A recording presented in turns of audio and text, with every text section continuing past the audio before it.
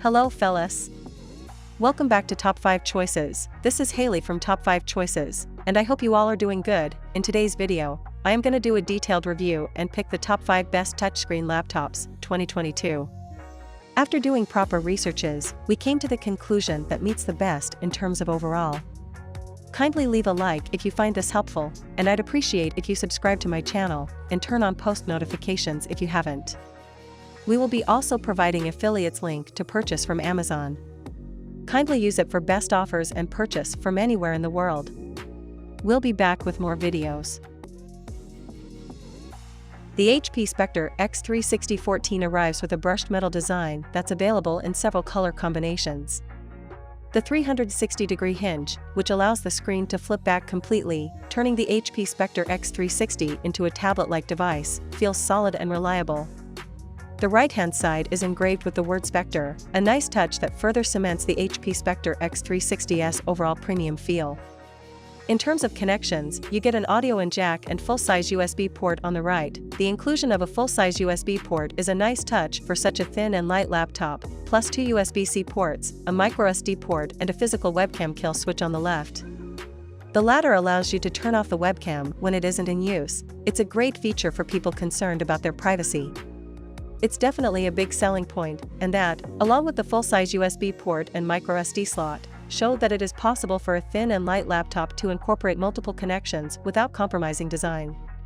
It certainly puts the 2 USB-C ports of the MacBook Air, M1, 2020, and MacBook Pro 13-inch to shame. Open up the HP Spectre X360 and you're presented with a bright and vibrant screen, surrounded by extremely thin bezels. This gives the device a modern look, while keeping the overall size of the laptop down. It's another case of a Windows 10 laptop looking more stylish than an Apple MacBook, something both HP and Intel will be pleased to learn, and is yet another reason for Apple to consider updating its MacBook designs. The keyboard is large and enjoyable to use, with the keys offering decent travel. They're also backlit, so you can comfortably use them in the dark.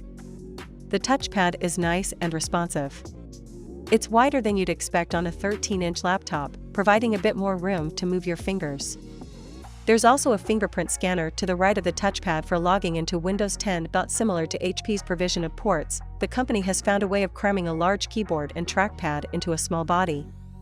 It's a seriously impressive design feat, and means the HP Spectre X360 doesn't only look good, it feels good to use as well.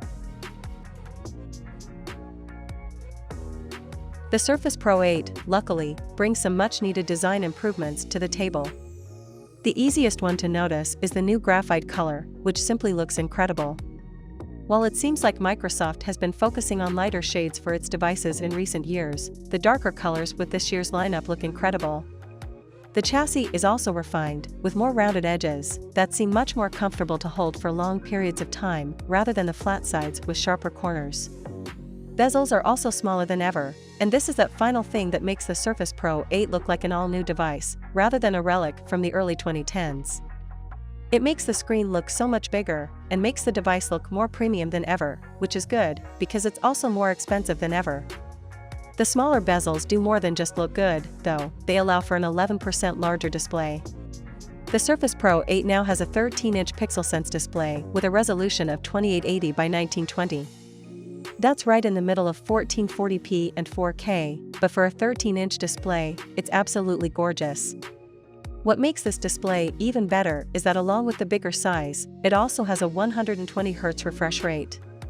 This is definitely not a gaming device, but take it from us, once you use a high refresh display, even for everyday computing, you're not going to want to go back.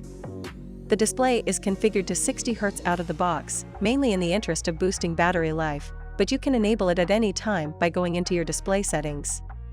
With a device that's meant to be as portable as the Surface Pro 8, performance is always a difficult balance to strike.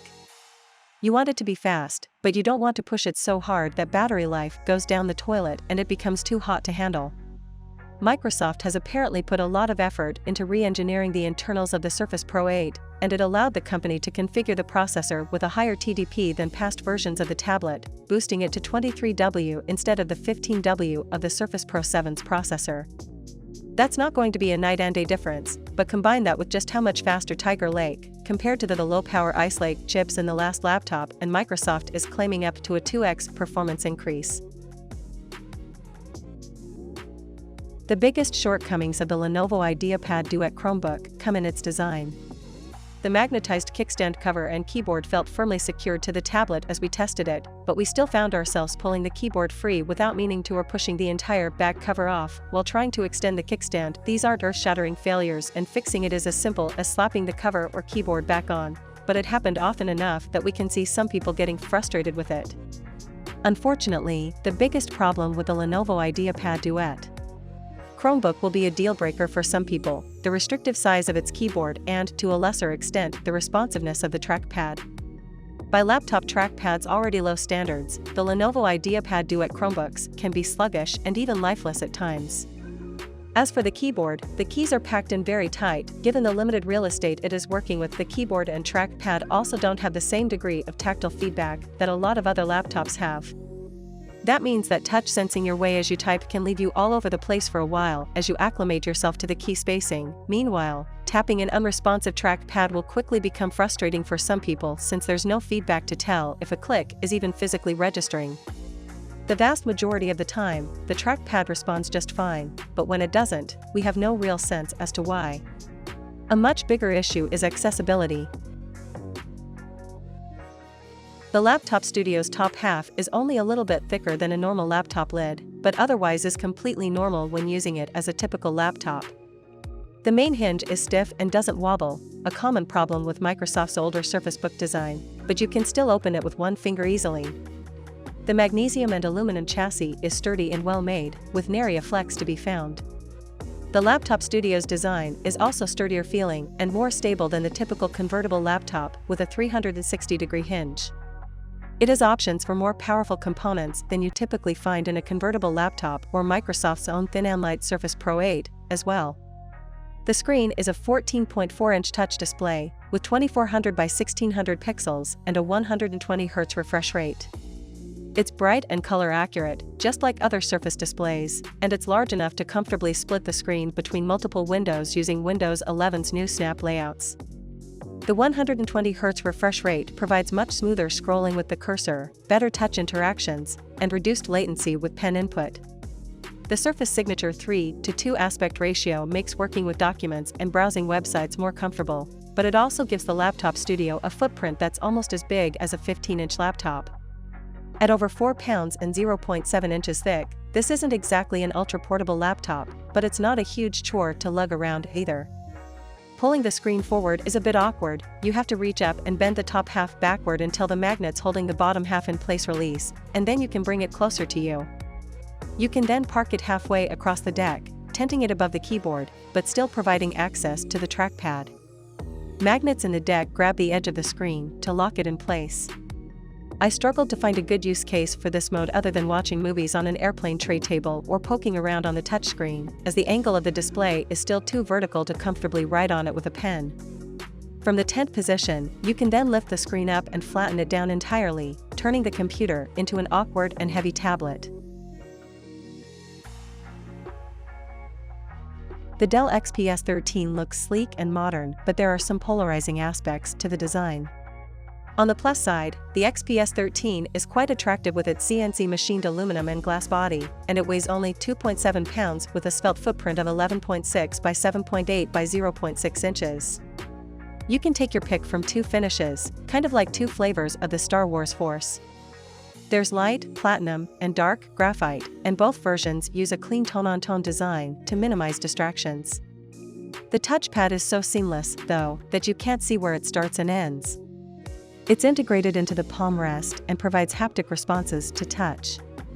This setup worked well during our brief hands-on time, but it may take some getting used to. The bigger adjustment for most will likely be the new capacitive touch function row, which lets you toggle between function and media keys. Given that Apple ditched the touch bar for its MacBook Pro, it's a bit of a surprise to see another laptop maker embrace something similar.